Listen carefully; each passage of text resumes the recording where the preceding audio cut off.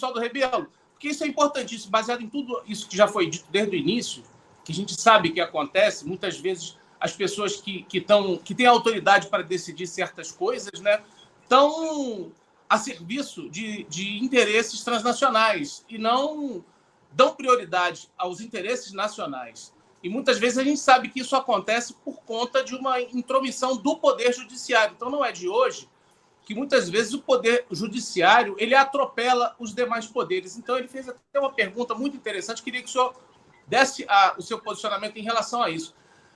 Desde quando o Judiciário se sobrepõe como um poder muito maior e mais forte, mais predominante que os demais, na sua visão, e qual seria a solução para evitar que esse tipo de coisa acontecesse, para que, de alguma forma, o Brasil pudesse defender os seus interesses, não acontecesse isso, como o Me acabou de falar, em relação ao Lula Macron, em relação a essas outras questões que o senhor colocou, de coisas serem passadas para, antes, embaixadores de outros países do que para os próprios governadores que lidam diariamente com os problemas reais da população. Muito obrigado, Cláudio. Um grande abraço. Uma alegria em ouvi-lo e ouvir essa pergunta muito pertinente e muito relevante. Eu vou ver se me faço entender da seguinte forma. A construção do Brasil é um esforço permanente em 3 sentidos. O sentido nacional, que é a construção da emancipação científica, econômica, tecnológica, militar, cultural, diplomática. Essa é a construção nacional, da base física, da base científica, da base tecnológica, da base de defesa. Esse é um sentido da construção do país. O outro é o social. Você construir uma sociedade socialmente equilibrada, na tradição dos objetivos do José Bonifácio, da República, do Getúlio Vargas, ou seja, você combinar o desenvolvimento econômico com o desenvolvimento social, com o equilíbrio social, não deixar que as desigualdades dividam o país, porque quando a desigualdade é muito grande e divide muito o país, gera muito ressentimento, fragiliza a questão nacional.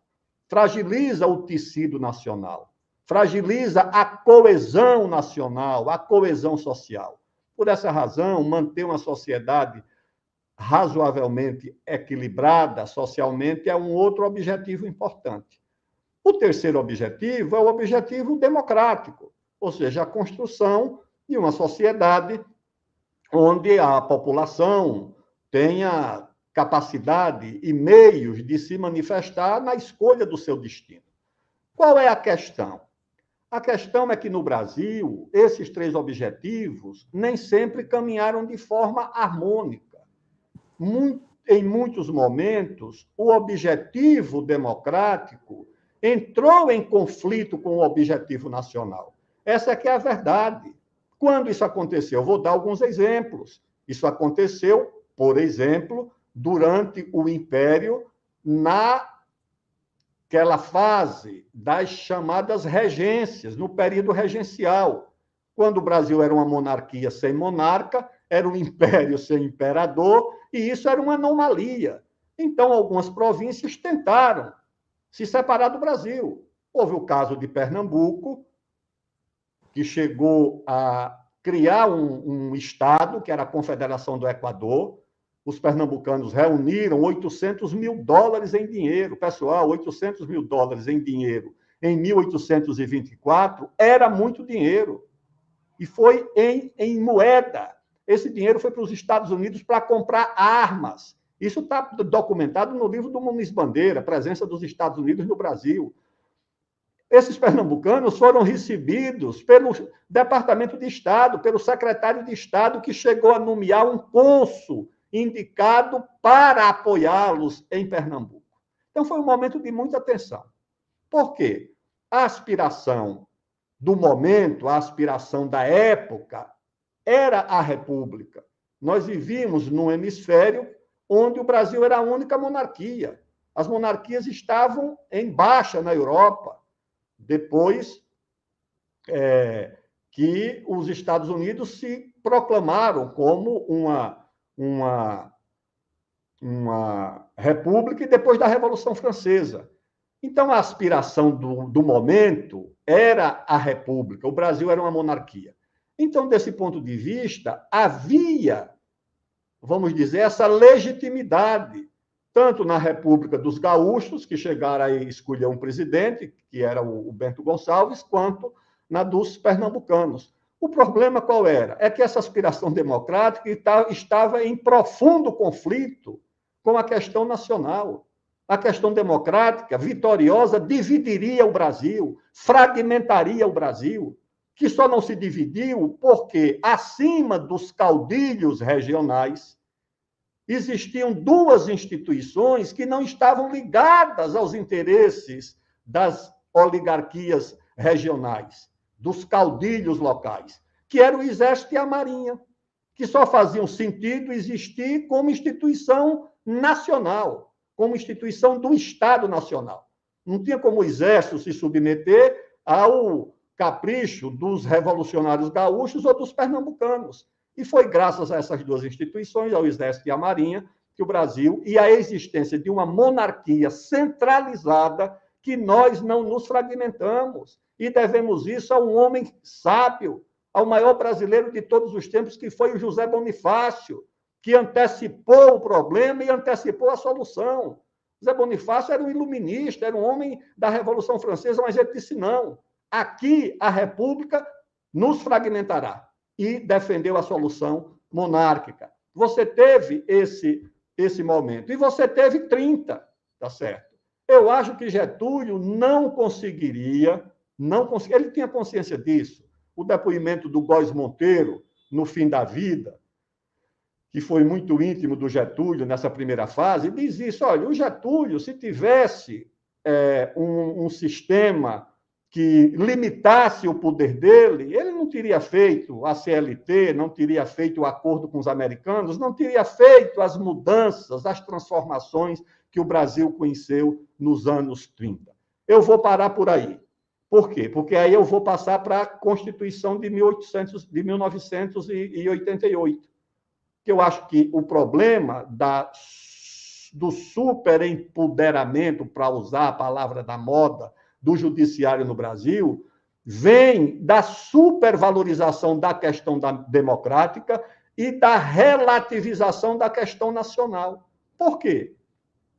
Porque o fim do regime militar tinha como eixo a questão... Eu participava desses debates, participei muito, porque a esquerda sobrevalorizava a questão nacional e desvalorizava a questão democrática e não é que menosprezava, mas relativizava a questão nacional. Porque a esquerda sempre atribuía as suas dificuldades, as perseguições, as cassações de mandato, as torturas, os exílios, a existência de regimes autoritários, ou fosse lá no Estado Novo, ou fosse o regime militar. Então, para a esquerda, a questão central não era a questão nacional, era a questão democrática. Quando acabou o regime militar, que veio a Constituinte, houve um pacto. O pacto das forças civis contra a influência da corporação militar. E se reuniram todos, os conservadores, os liberais, os progressistas, que teriam que impor uma vacina contra a influência militar. Qual era a vacina? O empoderamento de corporações civis. Uma já existia, que era o Judiciário, e a outra foi criada. O Ministério Público não existia como existe hoje. O Ministério Público era apenas uma representação do Estado para a ação penal contra o crime comum. Não existia esse Ministério Público de hoje, que pode substituir prefeito, processar presidente da República, governador, deputado, fazer o que fez lá em Curitiba. Isso não existia. Isso foi criado pela Constituinte de 88 para neutralizar a presença da instituição militar. Qual foi o problema que essa situação criou? Criou o seguinte: os militares cometeram erros, e muitos erros, e as pessoas só olharam para os erros, desprezaram a contribuição dos militares à construção nacional, que não é pequena, porque não é apenas a construção material, a manutenção da unidade do país, a presença em coisas relevantes como a abolição, que teve apoio dos militares, a República, a industrialização, o governo do Getúlio. Isso tudo foi menosprezado, o programa nuclear, o programa espacial, tudo isso foi menosprezado em função da questão democrática, tá certo? O problema, meus amigos, é que os militares, como instituição nacional antiga, são portadores de valores, da memória, da história do país. O general Zenildo, ministro do Exército, pediu ao presidente Itamar Franco que declarasse, por decreto, o dia 19 de agosto como Dia do Exército. Você tem o Dia do Soldado, que é, aliás, o 25 de agosto é o Dia do Soldado, já existia, e o general Zenildo, ministro do Exército, pediu ao presidente Itamar Franco um decreto para considerar o dia 19 de abril, que é o dia da vitória contra os holandeses em 1648, no campo de Guararapes, como um dia do Exército. E o dia 19 de abril de 1648 passou a ser oficialmente o dia da fundação do Exército Brasileiro. E os fundadores do Exército são um negro, o Henrique Dias, que comandou um batalhão na Batalha dos Guararapes, um índio, que é o índio Poti, o Felipe Camarão, e 2 ou 3 fazendeiros, o André Vidal do Negreiros, o João Fernandes Vieira e mais outros. Esses são os fundadores do Exército Brasileiro, segundo o Exército. A partir daí, aí você tem os heróis da independência, onde o Caxias já lutou como tenente e o Tamandaré como um jovem voluntário.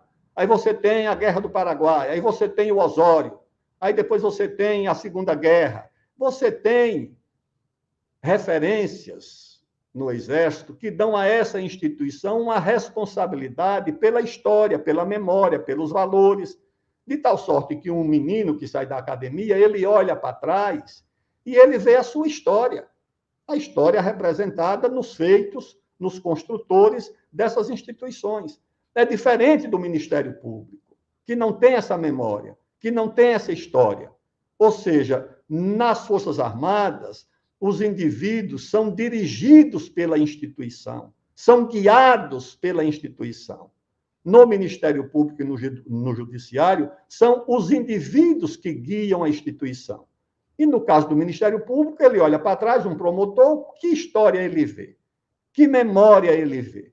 Então, ele precisa de um protagonismo muito intenso para ter a sensação de que está construindo a sua própria história e a história da sua instituição. E da forma mais desastrada possível, sem levar em conta os interesses nacionais. Um protagonismo que muitas vezes se guia por interesses internacionais, conscientes ou não, como foi o caso da destruição de uma base importante da economia brasileira, representado por essas construtoras, demolidas no mundo inteiro, depois de anos de esforço. Você acha que é fácil você levar uma empresa brasileira para construir em Angola, no Peru, ou em Moçambique, ou no Equador, ou na Bolívia, ou no Paraguai, como nós levamos na construção de Itaipu? Não, isso é uma operação diplomática, geopolítica, e, além do que, exige competência. Olha, eu estava um dia num jantar com o embaixador da China, e estava lá presente o presidente da Câmara, Rodrigo Maia, e tinha mais um representante do então presidente Michel Temer.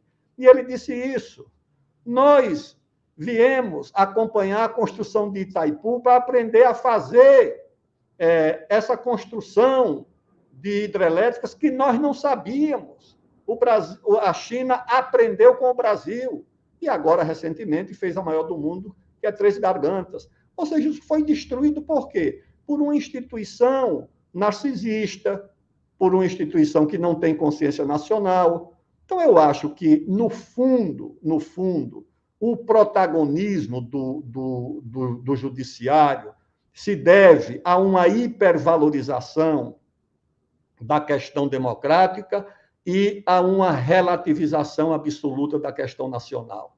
Vocês vejam, meus amigos, há quantos anos o Brasil está tentando resolver as suas diferenças nas delegacias, na polícia, tá certo? Era a polícia atrás do presidente Lula, atrás da Dilma, atrás não sei de quem, e agora atrás das bijuterias e das joias do ex-presidente e da família. Ou seja, o país concentra suas energias, transforma a questão policial no epicentro da sua disputa. Não é uma escolha sobre os caminhos do desenvolvimento do Brasil, do investimento, como o Brasil retoma o crescimento, como reduz as desigualdades, como transforma o nosso povo de cliente do auxílio público em produtores de fato, como você deixa de ser um cliente do Bolsa Família, como atualmente, e se transforma num trabalhador industrial, como o Getúlio Vargas fez. Esse é que é o grande desafio do Brasil. Mas não, os telejornais, os partidos, a política, o Congresso, é essa disputa, tá certo? Entre a agenda policial de uns contra os outros. E o Ministério Público e o Supremo vão arbitrando. Por quê? Porque quando o Supremo age contra o presidente Lula e Dilma, como agiu no passado, tem 50% do país apoiando. E quando age contra o ex-presidente Bolsonaro, vai ter 50% do país apoiando, e do mundo político principalmente. Ou seja, aí, naturalmente, o país fica sem alternativa. Como enfrentar? O Brasil não tem escolha, tem que enfrentar, tá certo? Não está no horizonte relevar essa desarmonia entre os poderes. Isso não pode continuar. Isso não pode continuar. Então, você tem que fazer ou uma nova Constituição, com uma Constituinte, ou, se quiser, um atalho, um caminho mais fácil, que é o que eu proponho, você faz um emendão. O que é um emendão? Um emendão é você reunir todos os desarranjos promovidos na Constituição brasileira, remover esses desarranjos e restabelecer o equilíbrio entre os poderes. O Supremo não vai poder mais indicar ministro ou proibir o presidente da República de indicar ministro ou delegado de polícia. Acabou. Isso não pode. Por que não pode? Não pode, porque o Supremo também está subordinado à Constituição. Não é só o Poder Executivo e o Legislativo que estão subordinados à Constituição. É que o senso comum diz, não, tem dois poderes subordinados à Constituição, que são o Executivo e o Legislativo, e um que passou a ser a própria Constituição. Mas essa compreensão do senso comum está errada. São três poderes subordinados à Constituição, com atribuições claras, e dois deles eleitos, que é o Legislativo e o Executivo. E quando o presidente da República toma posse, ele faz um juramento. Qual é o juramento? Obedecer à Constituição. Então, ele, dentro da Constituição, o presidente tem soberania. E a Constituição subordina o presidente da República e subordina também o Supremo Tribunal Federal. Essa é que é a questão. Agora, no Brasil, o judiciário acha que pode fazer tudo, destituir presidente de Congresso, mandar colocar tornozeleira, um juiz de primeiro grau mandou colocar tornozeleira no presidente Sarney. Pelo amor de Deus, pessoal, que é isso? Um homem com mais de 80 anos que não saía de casa, ser submetido a isso? Que é isso não? Isso é um abuso, tá certo? E ninguém está obrigado a obedecer a abuso nenhum. Certo estava o Renan Calheiros, tá certo? Quando foi destituído, foi para o Congresso, foi para o Senado, deliberou, reuniu a mesa, publicou em diário oficial e acabou. Por quê? Por quê? Presidente do Congresso. Por que vai vai se submeter a abusos do Poder Judiciário.